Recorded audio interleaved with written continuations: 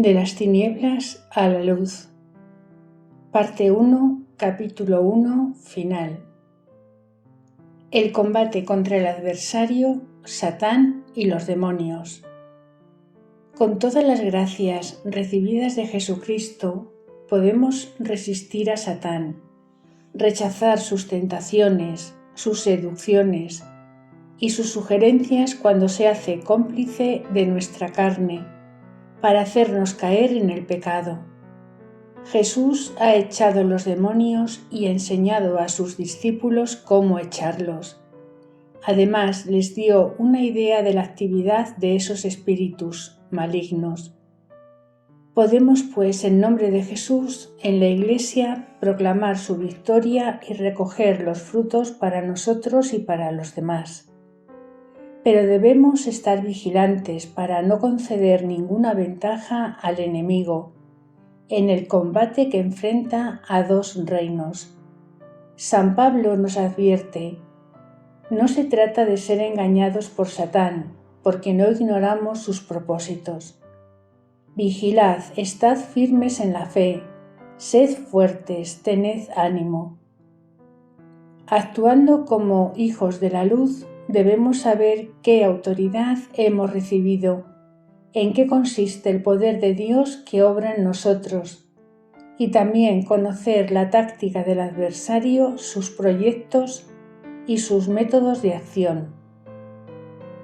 El príncipe de las tinieblas teme la luz, sobre todo la de la palabra de Dios y de la fe, que nos permite preservarnos mejor de sus ataques para luchar contra él. Demasiado a menudo nuestra ignorancia hace que concedamos a Satán y a sus demonios más poder del que realmente tienen. Los objetivos y los límites de Satán. La gran ilusión es creer que el combate espiritual está caducado, que el demonio no existe, que sus manifestaciones son responsabilidad exclusiva de la psiquiatría. Pero ninguna técnica humana puede detectar la presencia del demonio ni ningún tranquilizante calmar sus influencias. Solamente los medios espirituales pueden detectarlo, sacarlo a la luz y expulsarlo. El resurgimiento impresionante de prácticas mágicas, la proliferación de la brujería en nuestro mundo son causadas o favorecidas por la ignorancia religiosa generalizada por las personas jóvenes, bastante frecuentemente en fieles que frecuentan nuestras iglesias. ¿Cuáles son los objetivos de Satán, sus poderes y sus límites que no debemos ignorar? Poderes de Satán. El diablo quiere, ante todo, contrariar el proyecto de Dios de salvar al hombre y de hacerle compartir su vida. Para ello, ataca los puntos débiles del hombre, le provoca para que desobedezca a Dios a través de la tentación, la seducción y otras acciones. El primer objetivo y último del demonio es desviar al hombre de Dios, empujarle a oponerse a Dios como a un rival, a rechazar su amor y paternidad. Le empuja a rechazar la fe en la verdad revelada a favor de mentiras o verdades truncadas de ídolos y falsos dioses.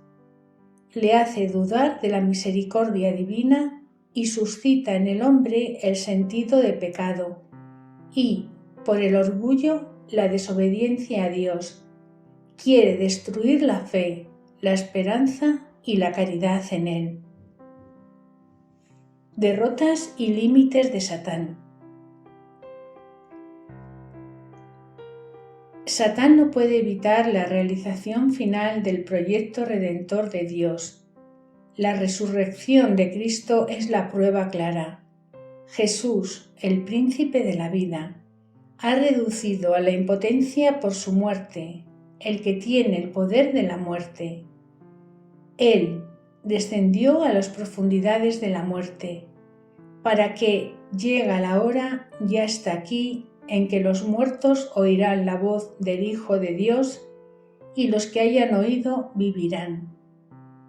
Si Dios permite la acción de Satán, Él le asigna límites infranqueables.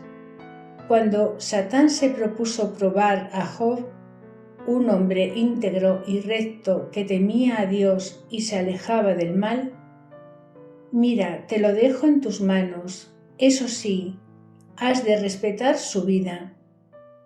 En vano persiste Satán en vejaciones contra el santo. No puede atentar contra su vida ni contra su libertad. En virtud de su sutileza y su poder, los demonios pueden introducirse en el cuerpo del hombre y atormentarle, actuar directamente sobre los sentidos externos e internos y de una forma indirecta sobre la inteligencia y la razón. Pero Satán no puede penetrar en la intimidad del alma que está reservada a la sustancia divina. El demonio no puede servirse de la libertad humana como se sirve de los órganos corporales. Para empujar al hombre a querer lo que él quiere, utiliza a menudo el miedo, el terror, la fascinación del espíritu. En consecuencia, la pérdida de la libertad en el hombre solo puede resultar por un rechazo voluntario por su parte. Aun herido por el pecado, el hombre sigue siendo responsable de sus actos y no es el juguete pasivo de influencias demoníacas. La influencia diabólica no es despótica. El alma se mantiene siempre libre del pecado o no. El demonio en general no puede hacer nada sin nuestro consentimiento. Si tiene tanta fuerza en nuestros tiempos, es que se lo hemos permitido. En fin, el hombre puede derrotar la obra de Satán. ¿Cómo? Por eso estad sujetos a Dios, resistid al diablo, y él huirá de vosotros. Todavía no habéis llegado a la sangre en vuestra pelea contra el pecado. Echarán demonios en mi nombre. Mirad, os he dado el poder de pisotear serpientes, escorpiones y todo poder del enemigo. Frente a ese coloso de pies de arcilla, a ese vencido que no acepta nunca su derrota, Cristo y la Iglesia nos dicen: no tengáis miedo. Las acciones de Satán y los demonios. Las consecuencias de las acciones demoníacas son más o menos graves, según el grado de infestación o de influencia. Tentación, ataduras, opresiones, obsesiones, posesión. Vamos a comenzar con la tentación. La tentación.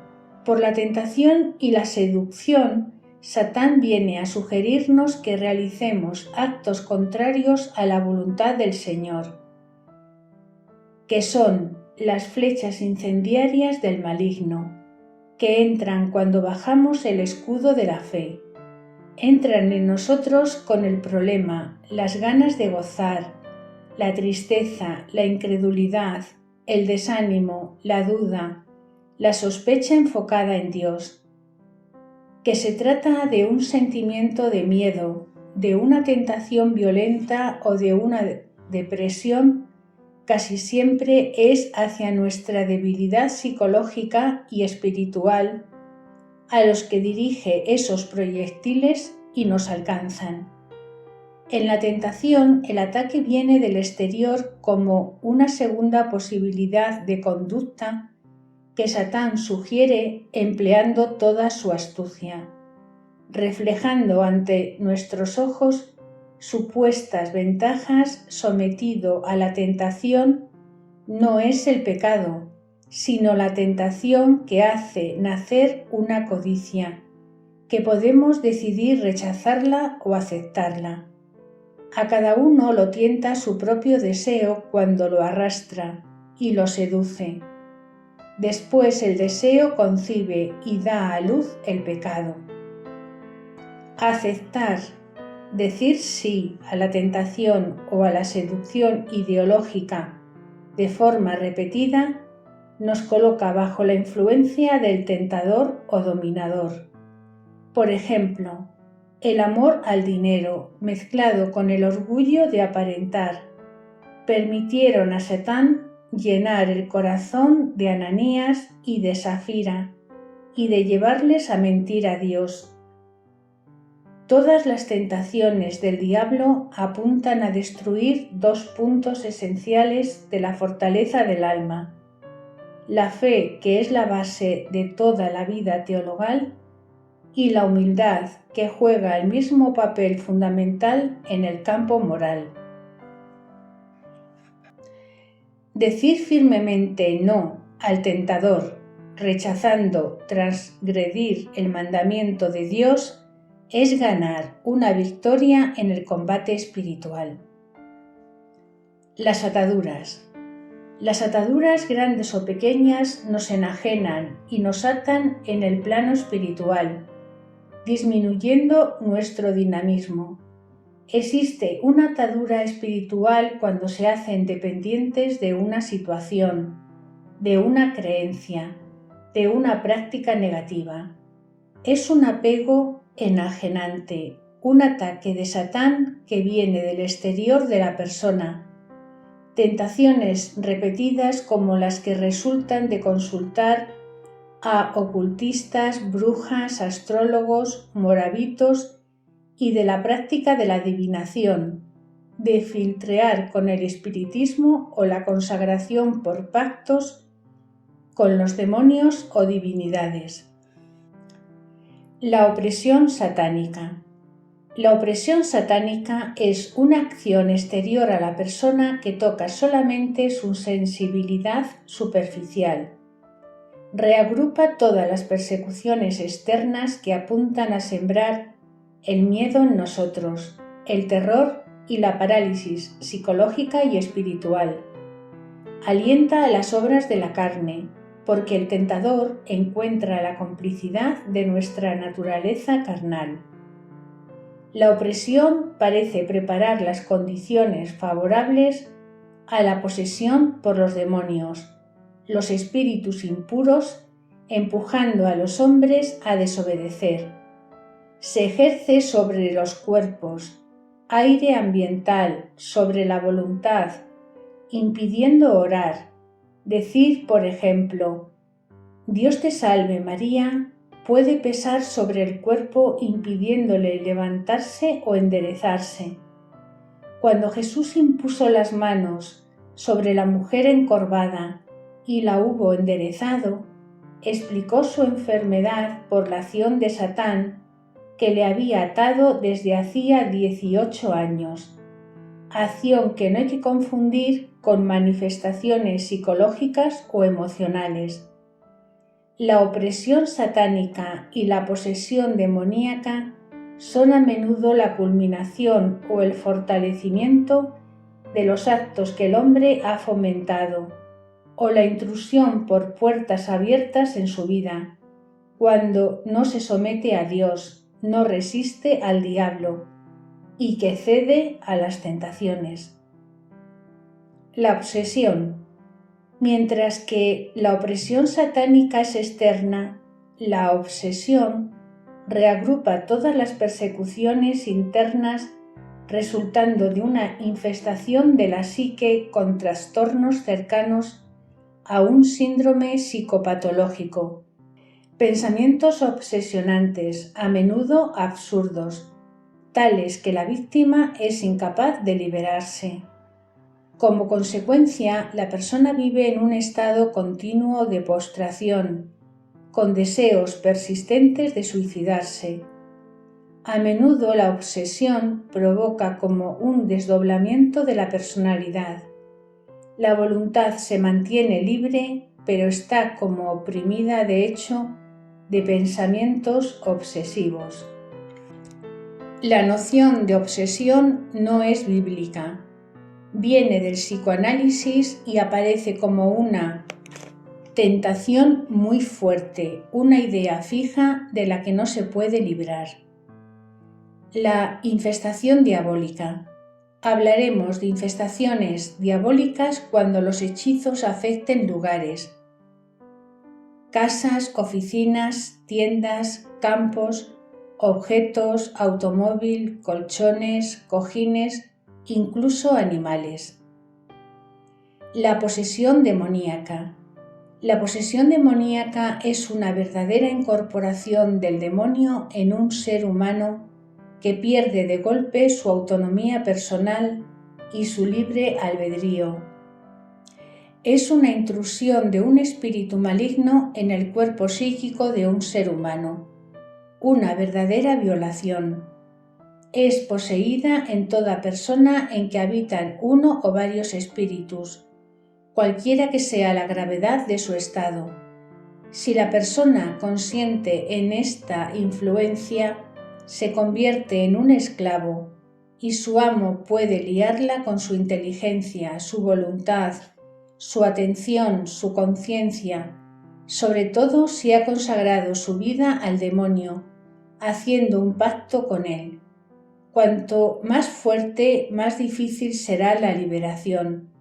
Podemos distinguir 4 tipos de poseídos. 1. Aquellos que se entregan libremente a Satán por una libre elección y se consagran a él, ya sea por iniciación en una secta esotérica, antecrística, luciferina, ya sea por un ritual llevando un emblema o firmando un pacto personal con su sangre, o simplemente por una declaración verbal espontánea. Esa gente ha elegido deliberadamente al mal, por una rebelión abierta y declarada contra los mandamientos de Dios y sobre todo contra la persona de Cristo. 2. Aquellos que, por temeridad, entran en el extraño mundo de la videncia, de la adivinación y de espiritismo. El dominio prohibido de lo preternatural, el mundo de los ángeles buenos o malos. Ellos no pueden penetrar más que irrumpiendo con la peligrosa complicidad de un ángel maligno, contrariamente de aquellos que han recibido dones de Dios y ejercen, por ejemplo, auténticos carismas de profecía, de sanación, de milagros, de lectura de almas. O el ángel maldito al que se han dirigido va a hacer pagar muy cara su ayuda y poco a poco va a someterle a persecuciones o tormentos, pudiendo llegar hasta la verdadera posesión, si no a graves opresiones que solamente podrá ser liberada por un exorcismo. Durante esta oración la persona atacada no es consciente de sus acciones. No se puede conversar con ella. Toda comunicación debe ser dirigida al demonio que controla sus pensamientos y su voz y decide en su lugar. En la tercera categoría se encuentran los que están poseídos en el corazón, es decir, los casos de invasiones satánica en la que los poseídos eventuales son los perseguidores de la Iglesia, los grandes ideólogos ateos, los pornógrafos, los mercaderes de muertos, los miembros de bandas de malhechores. El caso de Judas es un ejemplo típico. Y la cuarta categoría de poseídos, digamos abusados, es la de rehenes. Se trata de almas santas que no tienen ningún trato con Satán, pero que, por permiso de Dios, para un propósito relacionado con la salvación de las almas, son víctimas de una influencia de Satán, pero eso está limitado a tormentos y obsesiones. El mal, ha dicho el Papa Juan Pablo II, es una negación del amor, es el rechazo de la adoración. Es el criterio fundamental de la infestación demoníaca. A la pregunta de saber cuáles son los signos de la presencia de la acción del diablo en nuestro mundo, el Papa Pablo VI responde: podemos suponer su siniestra intervención ahí donde la mentira hipócrita se impone con fuerza contra la verdad evidente, ahí donde el amor es sofocado por el egoísmo frío y cruel, ahí donde el nombre de Cristo es el objeto de un odio consciente e intenso, ahí donde el espíritu del Evangelio es distorsionado y desairado por los actos, ahí donde se afirma que la desesperación es la única perspectiva. Pero el signo más determinante de la influencia demoníaca no se puede revelar más que cuando el poder vencedor de Jesucristo se ejerce en el poder sacramental del exorcismo, cuando se notan cambios significativos en el estado de la persona, una mejora significativa en su comportamiento, un alivio o incluso la liberación definitiva. Concluyendo, las armas de nuestra victoria en el combate espiritual contra las fuerzas de las tinieblas son las dadas por Cristo a su Iglesia. A todos sus discípulos que crean en Él, Jesús dijo: echarán demonios en mi nombre. Esta actividad formaba parte del ministerio cotidiano de los discípulos. Jesús no les indica que había que poseer habilidades especializadas para tratar con los malos espíritus. Al contrario, les dio instrucciones para echar los espíritus impuros y sanar toda enfermedad. Jesús no trata todos los casos que se presentaban como si fueran debidos a espíritus malignos. Él trató estados similares como requerían liberación y a veces no. El Papa Juan Pablo II dio una enseñanza el 20 de agosto de 1986, una enseñanza capital, que nos servirá de brújula en el enfoque en los temas de la liberación. La Iglesia participa en la victoria de Cristo sobre el diablo, porque Cristo ha dado a sus discípulos el poder de echar demonios. La Iglesia ejerce ese poder victorioso por medio de la fe en Cristo y la oración, un poder que en casos específicos puede tomar la forma de exorcismo. Nos concentraremos en las situaciones que necesitan la sanación interior y la oración de liberación, que dan como resultado puertas abiertas por endurecimiento en el pecado, que dan al maligno el derecho de atarnos, de oprimirnos o de obsesionarnos. Esencialmente le invitamos a un proceso de conversión evangélico sincero y fructífero en Iglesia, para que el pueblo del Señor no perezca por falta de conocimiento. Vamos a la luz de la palabra de Dios a aclarar las exigencias y las modalidades del combate espiritual, despejando las pistas principales, realizando actos espirituales, limpiando las pistas principales que conducen a una auténtica liberación. Si permanecéis en mi palabra, seréis de verdad discípulos míos y conoceréis la verdad, y la verdad os hará libres. Si pues el Hijo os libera, seréis realmente libres.